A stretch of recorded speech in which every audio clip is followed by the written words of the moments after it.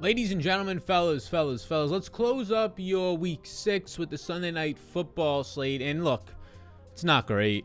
We know that. It's still football. I barely ever watch Sunday night football, to be honest with you. Your boy's in bed by like 10 p.m., 9 p.m. We got to somehow fuel the machine with proper amounts of sleep. And when we're getting up early, that's the way to do it. So this game, the perfect way to snooze, and so is DraftKings. They've offered $1 million maker for every single Showdown slate. Some of the Sunday night slates have only gotten like $500,000 to first, but now they're only offering $300,000 to first because, man, oh man, who wants to see two of the worst teams in football? Yes, I said it. Who wants to see two of the worst quarterbacks in football go at it? And I think Geno Smith's actually going to be exciting in this game. You have Big Ben coming off of his best game yet, so we can build up a narrative. We can build up a narrative here as we break down into a couple props I have for the game and the DFS sides of it. So as we slide into the player-by-player breakdown for your DFS purposes and your betting purposes, please, all I ask from you beautiful people is to subscribe button pops up, tap that bad boy, join the community, and we're off. We're running. So we are going to attack this from just the salary ranking order for most expensive and go on down from there, and I'll be letting you know if they're a yes, a maybe, or a no for me right now.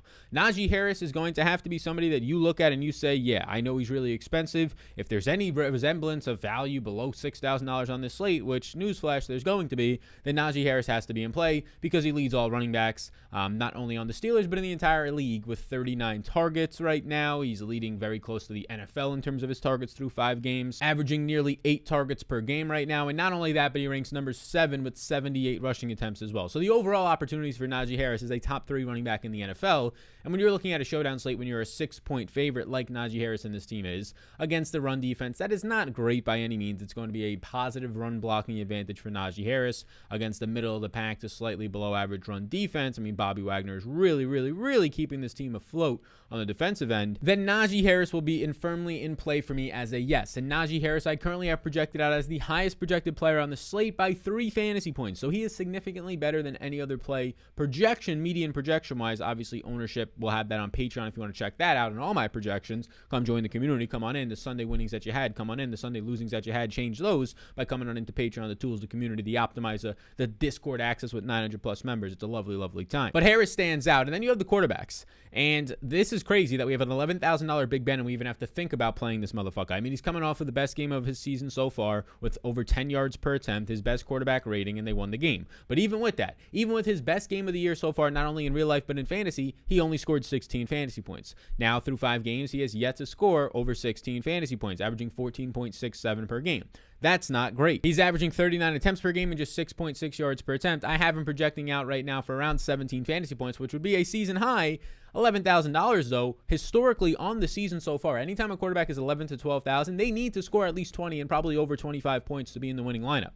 On this type of a slate, normally I would say I'm not interested in Big Ben. If you're playing in a single entry lineup, I can lean away from him, but because the slate does not have great value in the low end, it's shaky value in the mid range, and then the upper range guys are all kind of shaky as well because you don't have Russell Wilson paired up with DK Metcalf and Tyler Lockett. It's Geno Smith. So those guys are not the same type of plays that they normally are for their consistency and their ceilings. You think these Russell Wilson A-bombs for 60 yards to Tyler Lockett are going to remain true with Geno Smith? Unlikely. So as much as I don't want to play Big Ben, I have to at least consider that with a team total of 24.25 on a showdown slate for a guy who's going to throw the ball 35 times, he's got to stay in play. I do prefer, though, Geno Smith for multiple reasons. He's cheaper than Big Ben at $600. He doesn't have a great team total at just 18.75, but he'll be playing from behind, so you at least get to see Geno Smith throw the ball a little bit more, and he threw the ball well. Now, obviously, he came into that game. The Rams weren't prepping for him. I would say, more mobile quarterback than Russell Wilson. Both mobile, but definitely wants to run more. And in general, we're not expecting to guard Geno Smith in that game, so he came in with some success. Now a team and a good defense, pass rush,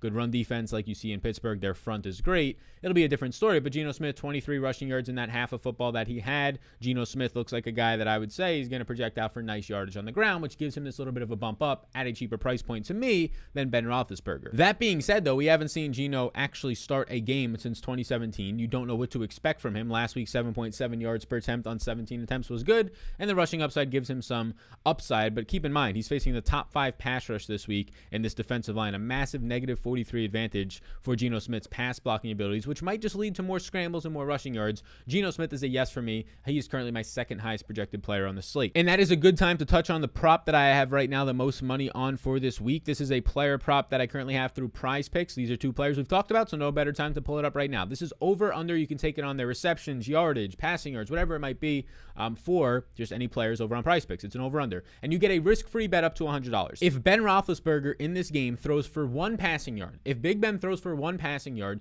if you are a new depositing user, you will get your first match guaranteed up to $100. So if you put a $50 bet in, maybe on this prop right here, if you put a $50 bet in and you end up losing that prop, they'll just give you 50 right back. If you win it, they'll give you 50 right back. All Big Ben has to do is throw for 1 yard. So there you go. If Big Ben throws for the 1 yard, you get that. I hit the over Najee Harris 18. I have Najee Harris for around 21 fantasy points. And I take the over Geno Smith 16. I have Geno Smith for around 18 fantasy points. So I combine these two together, not in a parlay, in a flex play. So if I get one wrong, I still get some money back. And bam, a risk-free bet for all of you new depositing users if Big Ben throws for 1 yard, which is guaranteed to happen. So there you go. A free up to $100 for you beautiful people. The way that you get it is by using the code SAL on PrizePicks.com. You go over to PrizePicks.com. Very simple. PrizePicks.com in your browser. You sign up. Bang. You have a code. Yeah, SAL. There you go. You're now eligible for this lovely, lovely offer for Sunday Night Football. So we keep scrolling down here, and it starts to become a little bit more difficult, but not at the same time. Like, DK Metcalf is fucking expensive. He's $10,000 without Russell Wilson. He's going to get Geno Smith. Now, the nice thing that you get here is that DK Metcalf is already borderline top 10 in yards per route run. He is running insane routes now compared to when he ever has in his career. And you saw Geno Smith throw the touchdown to him, although that ball should have been broken up and maybe even intercepted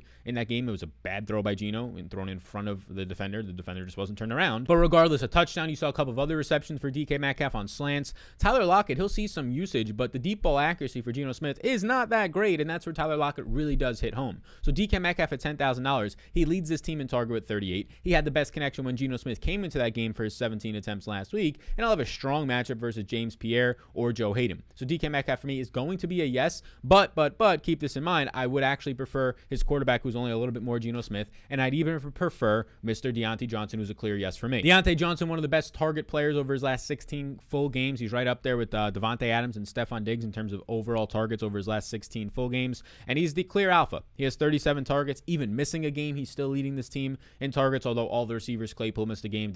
Juju is now obviously banged up, left last game early and done for the season, but this is still the number 1 receiver on this team. He is top 10 with a 27% target share of over 9 targets per game. Last week, it was kind of an outlier. Only 2 targets. He found the end zone for the second straight week, but only 2 targets. That being said, though, he is my 4th highest projected player. I think Deontay Johnson's price point is very fair for a captain option, and it's one of my favorite actual plays on this slate. Out of all the players we've talked about so far, factoring in the price point, Deontay Johnson is my favorite play at $9,800. His teammate Chase Claypool is not as secure, but you do get the $1,000 price discount off of Chase Claypool, who scored 10 or more fantasy points in every single week, and over his last 3 games, he's averaging 10 targets per game, and now there's no Juju Smith-Schuster, right? So expect 30 to 35 routes, expect on average 8 targets here for a player who's a little bit cheaper. Again, averaging 10 targets a game over his last 3 games, a downfield weapon, a big red zone body, and you get him at a fair price point of $8,800. I mean, when you compare the price points of $8,800 Chase Claypool to Tyler Lockett, how do you not like Chase Claypool, who has a quarterback connection that's not coming off of the street and has just a little bit more upside in terms of his combination with Big Ben than a Geno Smith with Tyler Lockett, at least in my opinion. So he's going to be a yes for me,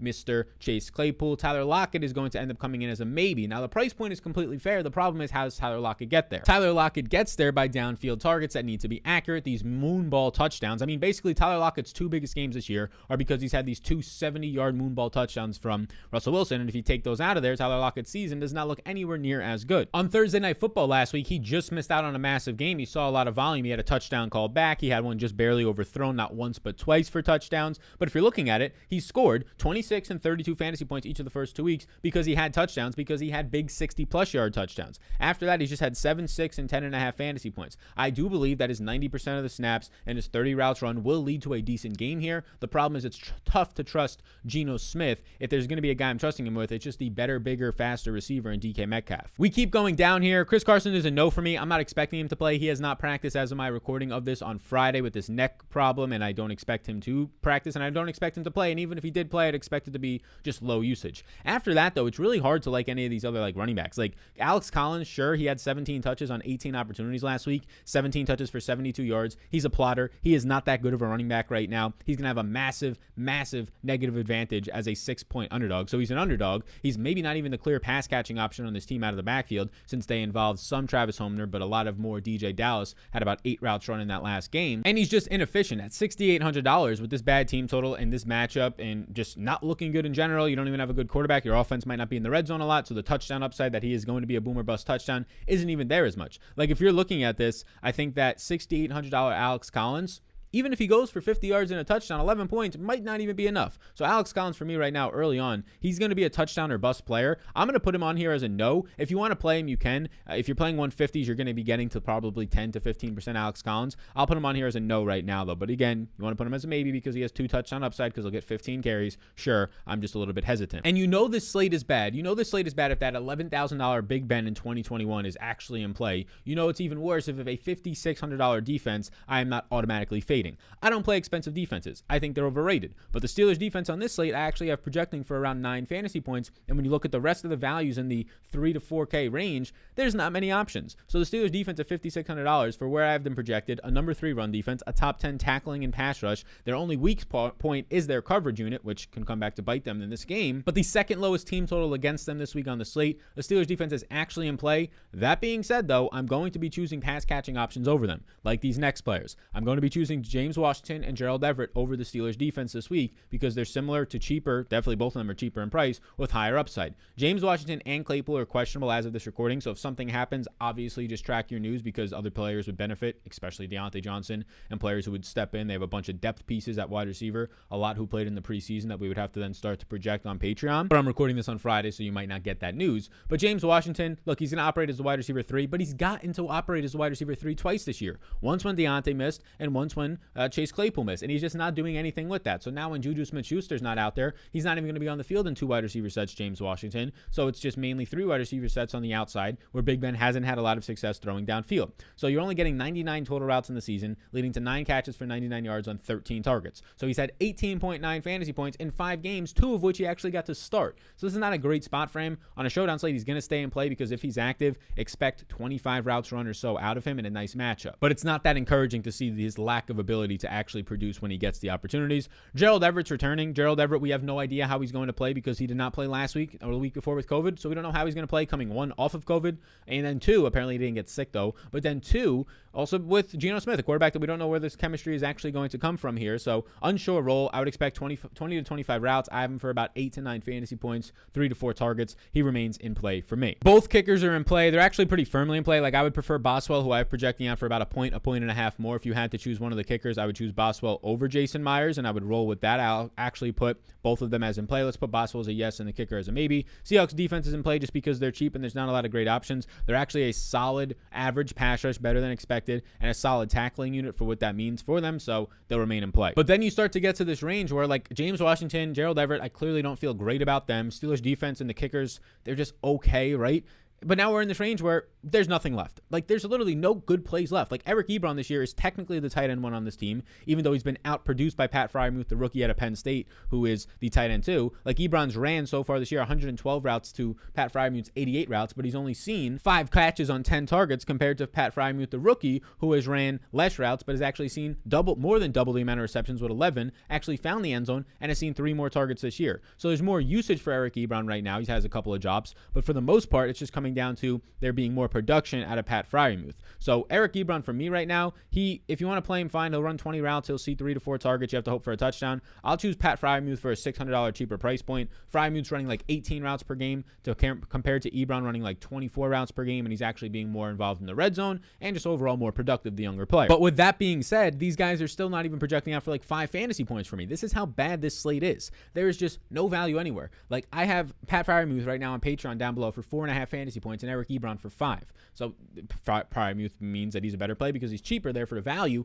But it's 5 fantasy points. It's 4.5. The kickers are going to project out for 7 to 8. The defenses are projecting out for, depending on which defense, 6 to 8 to 9, right? So it is a gross slate right now. It's really tough to want to play this fucking slate. That's why I'm preferring the prop markets, which use the code SAL. Free risk, free bet up to $100. And Big Ben throws for his 1 passing yard tonight. Free bet. Why would you not take it? If you're a first-time depositor, code SAL. Get that free shmoney schmacks. And even grosser plays start to come up. At least Freddie Swain is more appropriately priced on this slate. But again, paired up with Geno Smith. Not great. He has ran in his last 3 out of 4 games when he's actually been healthy. He is operating as the clear wide receiver 3 because Dwayne Eskridge and his concussion remains on IR. But for this game, we don't know. As of Sunday by 4 p.m., we have to see if he's activated or not. Dwayne Eskridge, who apparently is not making progress with this concussion. I had a concussion for a little over a year in terms of concussion brain fog. Had to wear glasses and headphones everywhere. It sucked. So I don't know if that's what Dwayne Eskridge is going through, the rookie. Hopefully not. Knock on wood. Hopefully we see him active on Sunday, and for $200 we can hit the smash button. But it's not trending that way right now. So if he does indeed get ruled out again, Freddie Swain has ran 22, 28, and 24 routes over his last 3 fully completed games. He's just a touchdown or bust player. He only had so far 15 targets through 3 games. So expect 2 to 3 targets. Expect somewhere, because he gets targeted downfield, between 15 and 40 yards for this game. And if he doesn't score a touchdown, you're going to have 2 catches for 35 yards, and that's not enough. So touchdown or bust Freddie Swain. I actually think Ray McCloud is interesting because he'll operate as a wide receiver 4. He's more of a gadget guy so far this year. He's seen 7 targets, 5 catches, 36 yards. So you're going to get like these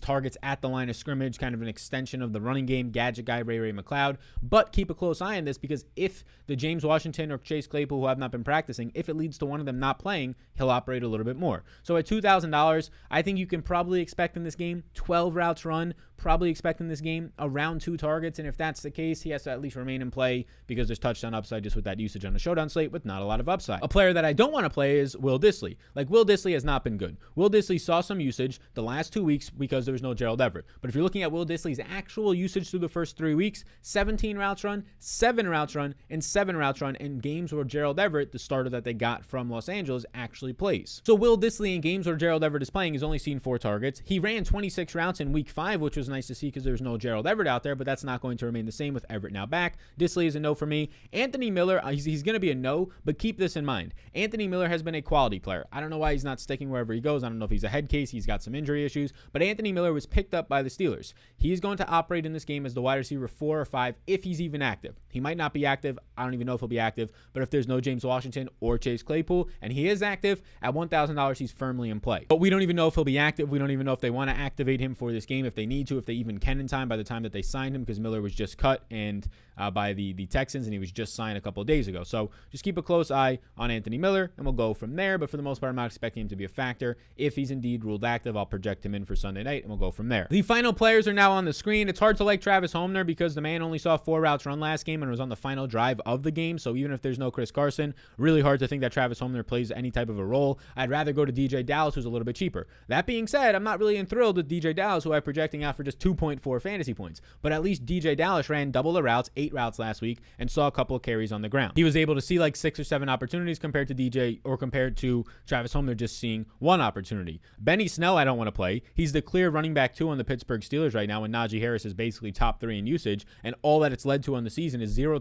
receptions on 2 targets, and currently 8 carries through 5 games. So you're currently getting 10 opportunities and 8 touches through 5 games. So Benny Snell, who's inefficient, a bad pass catcher, he's slow, he doesn't break tackles, for him to have 2 or 3 carries in this game, it's not going to make me like him at all, especially when Najee is the clear goal line back. Zach Gentry is operating as the tight end 3. He's been out there mainly as a blocker most of his career, his young career. He's a younger player. So a lot of people actually like Zach Gentry because of preseason stuff that he's done. He's had like 1 decent preseason game where he scored a touchdown though. So he's seen 3 targets on the year on 19 routes, 21% snap share. Hard to like him at all. Penny Hart, I'll at least put a little note on here. So you see at the bottom of the screen, Dwayne Eskridge. Here's the thing on Dwayne Eskridge. He's their rookie draft pick this year, 2nd round pick, 24-year-old fast, but maybe a little bit of a reach in the draft. They only had 3 draft picks. He's been dealing with a concussion since week 1. He is not trending in the right direction. He's still on IR. He would have to be activated by 4 p.m. Eastern time of this Sunday game. So if you don't see him activated for this game, well, then he's obviously not playing, and Penny Hart will operate as the wide receiver 4. Penny Hart has not seen a lot of usage so far this season, but last week he actually had a couple targets, and Geno Smith looked his way. He's played 4 games. He's seen just 4 targets so far. He ran 7 routes and saw 2 targets last week. So Penny Hart, if there's no Dwayne Eskridge, probably runs 6 routes and sees 1 to 2 targets, which again is not great. I have him for 1.6 fantasy points. So again, he's going to be a no for me, but at least he'll be running a route or 2, or 5 or 6 or 7. And Colby Parkinson, a couple people wanted to talk to me about him playing him last Thursday night. No, stop wasting your time on these guys. He operated as the tight end 2 in weeks 4 and weeks 5, totaling a total of 26 routes run and 2 targets for 1 catch for 1 yards. Now with Gerald Everett back, just like the first 3 weeks of the season, he's probably not going to play a single snap for, I think, the rookie from 2020's draft. So Colby Parkinson, for me personally, is not going to be of anything. He is a no. And what does that leave us with? That leaves us with literally nothing, like nothing at all below like the $3,000 price tag. You're looking at maybe 2 or 3 catches for Freddie Swain or Pat Freiermuth, you're looking at maybe a couple of touches for Ray McLeod or DJ Dallas. But for the most part, there's not much value on this slate at all. Like, the best values in the mid-range right now are Chris Boswell, Gerald Everett, a tight end who is not even having that great of a year, now paired with a backup quarterback, and James Washington, who plays on the outside with a bad quarterback in Big Ben, who in his limited opportunities hasn't done anything. And then you're quickly into the 6K range and the 7K range, where the only guys in the 6 and 7K range are Alex Collins and Chris Carson. Carson likely doesn't play. Collins overpriced. And then you're quickly into the 8K and above range, which is nowhere near value plays anymore. So best of luck on this shitty showdown slate, everybody. I'm just playing in the props market, to be honest with you. We have our prop and play from PrizePicks. Use that free limited time offer code. If Big Ben throws for 1 yard, you're going to be getting your matched up to $100. So check it all out. Take the over on the fantasy points on Najee Harris and Geno Smith and enjoy this game. Win the dollar Rooskies. I appreciate you all tuning into this one. This is the Sunday Night Football Showdown stream. Before you go, hit the like and the big one, hit that motherfucking subscribe button. And I'll see you as we start Monday off with the Monday Night Football. A much better game, a much better slate. We'll check that one out. Come back into the channel, subscribe, and we'll see you tomorrow on Monday Night Football.